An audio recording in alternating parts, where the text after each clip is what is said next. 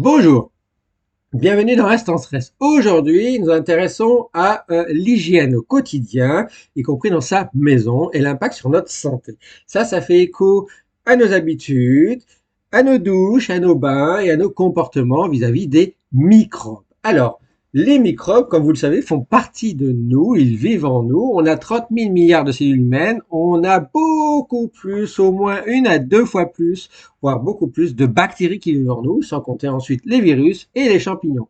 Donc vous voyez, les microbes vivent en nous et ils vivent aussi dans notre environnement. Et tout ça contribue à faire vivre notre système immunitaire. Le système immunitaire, c'est un grand livre. Ce livre a des pages qui sont pleines, il apprend, et des pages qui sont vides et qui peuvent être complétées au cours de notre vie, en contact avec des maladies, au contact avec des microbes. Donc notre système immunitaire, il apprend tous les jours, y compris grâce à nos contacts avec des microbes qui ne sont pas toujours dangereux au quotidien. Eh bien, il y a deux grandes voies dans le monde qui s'affrontent. C'est la voie des super hygiénistes et l'autre voie qui est beaucoup plus modérée. La voie des super hygiénistes, c'est quasiment, il faut éliminer tous les contacts avec les microbes, tous, tous, tous. Le problème, c'est que si on fait ça, notre système immunitaire va devenir un petit peu feignant, un petit peu fainéant. Il va pas apprendre et donc il ne nous protégera pas assez dans le futur et on risque d'avoir des impacts sur la santé. Donc il faut faire attention.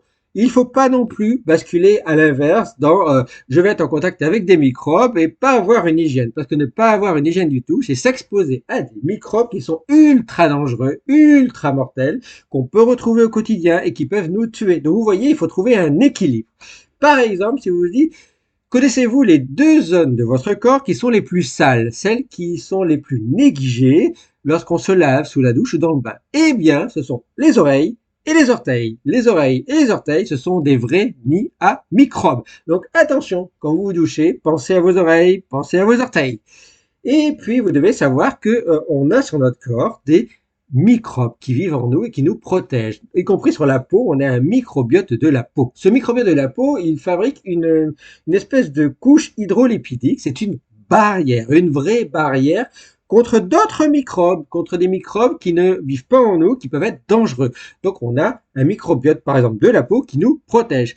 Malheureusement, il faut savoir que quand on s'en lave trop souvent avec beaucoup trop de savon ou des produits qui sont beaucoup plus agressifs que le savon, eh bien on détruit cette couche hydrolipidique. On détruit cette barrière de microbiote qui nous protège sur la peau.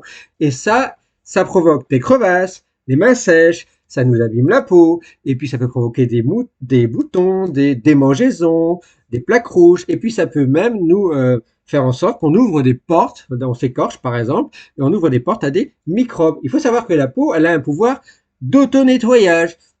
Ça veut dire quoi? Ça veut dire que en fait, vous avez les gens qui disent oh moi je me douche tous les jours, tous les jours, tous les jours, ou je prends des bains tous les jours. Eh bien vous devez savoir que même les grandes associations et fédérations de dermatologues, les grandes recommandations disent qu'il n'y a pas besoin de se doucher tous les jours. Ce n'est pas seulement une raison économique pour économiser de l'eau, c'est aussi parce que en fait vous pouvez vous doucher, aller tous les 2 jours ou tous les 3 jours, donc 2 à 3 fois par semaine, eh bien, c'est largement suffisant pour que vous restiez propre et pour que votre peau respire et reste en bonne santé et que votre microbiote puisse vous protéger.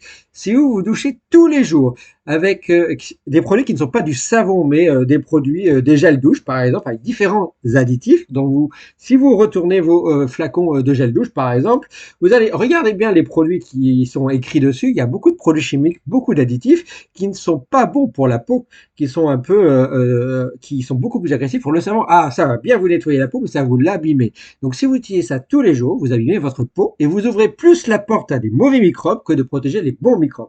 Donc, attention au savon, attention aux théories hygiénistes.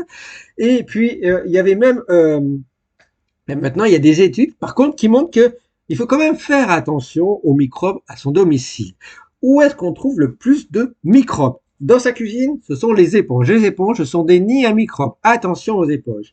Les télécommandes de télévision, les toilettes, vous savez pourquoi. Les poignées de porte, eh bien oui. Et puis vous avez aussi les robinets qu'on trouve dans les salles de bain et les cuisines. Vous avez les gants de toilette, vous avez les planches à découper, vous avez la brosse à dents, vous avez les claviers d'ordinateur, les téléphones portables, les réfrigérateurs. Tout ça, ce sont des nids à microbes. Et vous devez savoir qu'il y avait même une étude américaine assez récente qui a montré que les claviers d'ordinateur, qu'on nettoie jamais, ont 4000 fois plus de bactéries que la cuvette des toilettes. Voilà, le siège des toilettes a moins de bactéries là où on s'assoit pour faire nos commissions. Eh bien, là où on s'assoit, c'est beaucoup plus propre que le clavier des ordinateurs. Et vous pouvez même trouver des bactéries dangereuses dans vos claviers d'ordinateur ou les poignées de porte ou les télécommandes. Que vous nettoyez jamais votre télécommande, vous nettoyez jamais votre téléphone portable. Eh bien, ce sont des nids à microbes. Et les réfrigérateurs aussi. Pourtant, on y stocke nos aliments. Donc, vous voyez, il y a des habitudes à avoir. Faire attention à sa douche, ne pas détruire sa barrière hydrolipidique et son microbiote. Donc, se doucher, oui. Et puis, évidemment, si on fait du sport et qu'on est en sueur, se doucher, oui. Un peu plus que d'habitude, oui. S'il fait très chaud, oui aussi. Maintenant, s'il fait pas trop chaud et qu'on est bien, une douche tous les 2 jours ou 3 jours, c'est largement suffisant pour entretenir votre corps. Pensez aussi à vos oreilles et vos orteils. Et puis, pensez à nettoyer par contre régulièrement les éponges, les télécommandes, vos claviers d'ordinateur, on n'y pense pas.